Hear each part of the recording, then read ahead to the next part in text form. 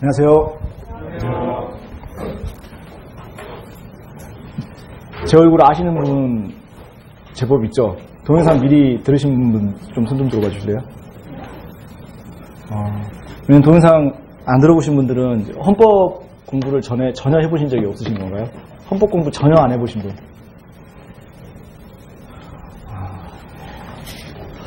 네, 지금 저한테 이제 주어진 시간이 총 6회예요. 6회에서 우리 이제 예정된 상황으로는 이론 3회, 문제 3회인데요. 이 횟수가 저한테 어떤 느낌이냐면, 고등학교 때 같은 반 친구가 저한테 1,000원 주면서 김밥하고 컵라면하고 사이다하고 뭐 빵하고 사고 300원 남겨와라는 느낌이에요. 네, 일단 시간이 많이 부족하다는 이야기고요. 네, 그래서 제가 이 의뢰를 받았을 때부터 좀 고민을 해서 우리가 지금 현재 제본된 교재가 안 나와서 여러분들에게 핸드아웃으로 나가 있는 그 목차를 한번 보시면은 헌법서론, 기본권론, 통치구조론 이렇게 총 3편으로 나눠져 있는 헌법의 기본적인 편제에서 출제가 유력한 쟁점별로 이렇게 추려가지고 교재를 편성된 교재에서 정리 10번을 보시게 되면 저항권 해가지고 일단 정치학의 설명, 그 다음에 헌법의 방어적 민주주의 이것도 정치학의 설명 이런 식으로 헌법과 정치학의 영역에서 서로 겹치는 주제에 대해서 일단 정치학적으로 좀 미뤄가지고 일단 시간 안배를 좀 맞춰보려고 노력을 했어요. 그래서 실제로 이제 수업을 진행하면서 보시면 이제 느끼시겠지만 정치학하고 헌법하고 겹치는 영역이 되게 많아요. 그래서 원래 법학과 학생들 헌법 수업 들을 때 정치외교학과 학생들이 와서 수업 듣기도 하고 행정학과에서 헌법 수업할 때 뭐 정치학과 학생들이 와서 들어가기도 하고 저 같은 경우는 이제 법학하고 정치외교학 두 군데 복성공을 했는데 날로 먹은 과목이 꽤 돼요. 그 중에 하나가 이제 헌법이죠. 그래서 헌법은 특히 이제 법학 전공하면서 정치학과 수업 듣는 제가 항상 이제 가장 교수님이 저만 의식하면서 수업하시는 그런 느낌. 저는 헌법을 쓸데없이 많이 알고 있다. 뭐 이제 이런 식의 수업을 했었는데 일단 진도 나가는데 시간이 좀 부족한 편이에요. 그래서 이론을 안 하고 문제를 풀 수는 없으니까 최대한 이론을 좀 생략할까 생략한다 하더라도 최대한 충실하게 나가고 문제는 제가 기존에 있는 자료에 해설을 좀 더 넣어서라도 제가 강의를 만약에 문제 자체를 다 못 푼다면 여러분들이 해설을 가지고도 습득할 수 있게 정리를 해서 드리는 걸로 하고 문제풀이도 가능하면 충실하게 풀긴 풀 거예요. 목표는. 근데 일단 이론을 전혀 공부해보지 않으신 분들이 꽤 많이 있다는 걸 지금 확인했기 때문에 어느 정도는 진행을 해야 될 것 같아요. 자, 아시다시피 모르실 수도 있죠. 헌법이 작년에 처음 들어왔어요. 작년에도 이제 강의를 진행하다가 원래 법학하고 이제 정치학, 경무학을 제가 우리 학원에서 계속 강의를 했었는데 법학하고 정치학 영역이 법학하고 경무학 영역이 갑자기 과목명에서 빠지면서 헌법이 갑자기 들어왔어요. 그래도 이제 저한테는 큰 고민은 안 돼요. 왜냐면 기존에 헌법 강의도 하고 있기도 하고 또 헌법이 교재가 이미 준비되어 있었기 때문에 작년에 아마 제 수업 들었던 분도 여기 계시는데 작년에 헌법 과목 들어오자마자 하루 만에 교재 만들어가지고 바로 뿌려드렸어요. 그 교재를 좀 더 요약한 거예요. 자, 그래서 헌법에 대한 대비는 기존에 이제 시중에 뭐 9급, 7급 공무원용 교재들 보시면은 얇아도 한 7, 800페이지. 거의 뭐 900, 1000에 육박해요. 그걸 다 보실 수 있다면 좋겠지만 시간적으로 불가능하고 또 여러분들이 대비하는 시험에 그 정도 난이도까지 출제되지는 않아요. 그래서 이제 현실적으로 남아있는 기간 동안 최선을 다해서 준비하는 목표로 가시게 될 거고요.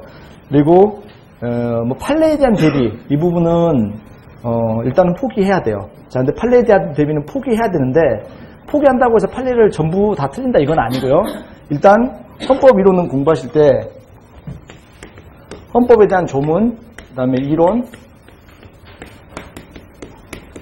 판례 우리가 이런 순서대로 공부를 하신다고 했을 때 자, 우리가 꼭 잡아야 될 건 조문을 다 잡아야 돼요. 그리고 이 조문을 이해하는 데 필요한 이론까지 어느 정도 잡아야 돼요. 자, 근데 이것만 가지고도 우리한테 주어진 6시간은 아까 말씀드린 그대로예요. 1,000원 주면서 김밥, 라면, 사이다 하고 300원 남겨와라. 그 느낌이라서 이것만 가지고도 상당히 벅차요. 자, 그래서 판례까지는 어차피 불가능한데 판례에 대한 부분이 출제되면 어떻게 할 것이냐.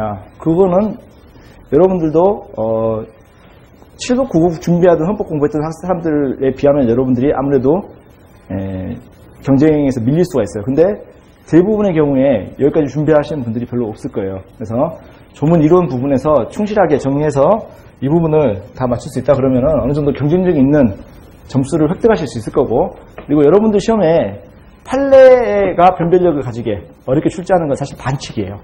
그러니까 판례에 대한 부분 공부하시면서 계속 이거 다른 헌법 문제 풀어보면은 조문의 그 문제의 대부분이 판례던데 이거 어떻게 해결합니까 이러는데, 그거는 우리한테 주어진 시간상 일단 불가능하다고요. 헌법 조문과 이론 공부하면서 거기에 필요한 이해에 필요한 필수적인 판례들은 저도 어느 정도 언급을 해드릴 거예요.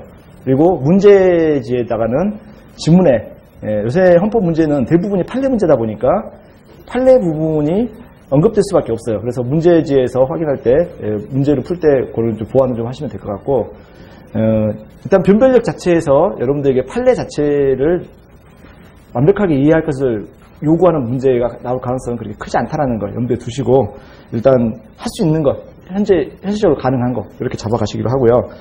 자, 일단 목차를 한번 먼저 보시면은,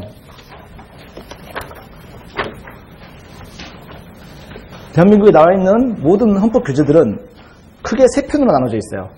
약간의 이제 용어의 차이는 있죠. 헌법 서론이라는 표현 대신에 뭐 헌법 총론이라고 하기도 하고, 이렇게 용어가 조금씩 바뀌긴 하는데, 기본적으로 헌법 서론, 그 다음에 기본권론, 통치구조론 이렇게 세 파트로 나누어진 책을 가지고 다 공부를 하게 돼 있어요.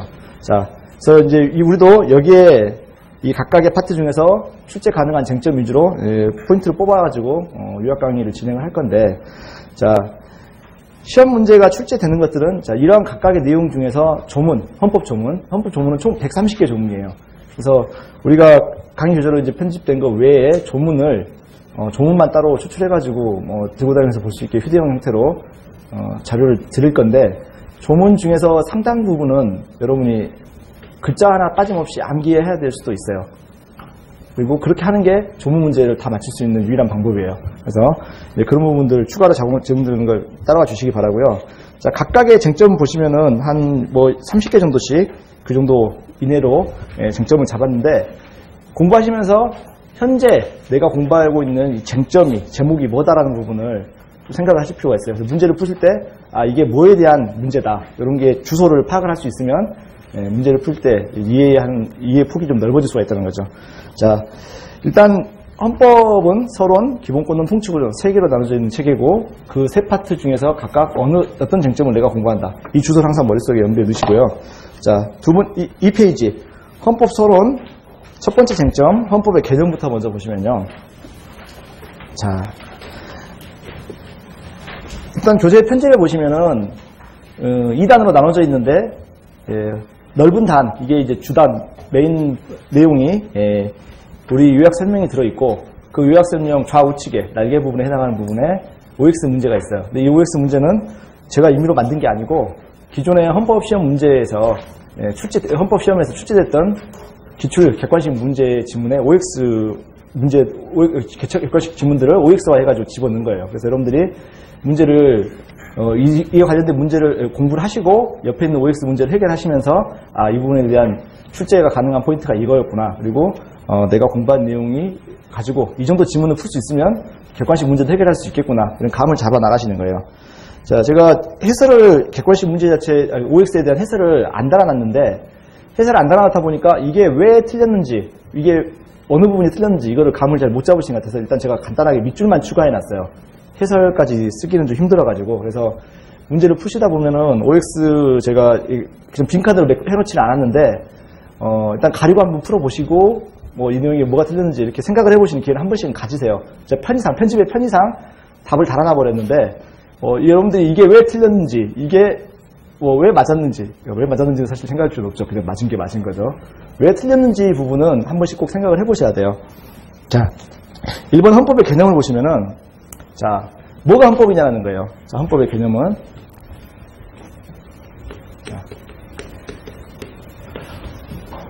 그러면 내용을 보시게 되면, 헌법은 국민의 기본권과 국가의 통치 질서를 규율하는 최고의 기본법으로서 정치 현실을 반영하는 사실적 측면과 국가의 최고법 규범이라는 규범적 측면을 동시에 가지고 있다 했는데, 자, 여러분들이 기억하셔야 될 포인트는, 자, 기본권과 국가의 통치 질서를 규율하고 있는 국가의 최고법 중에서 기본권과 일단 통치 구조예요.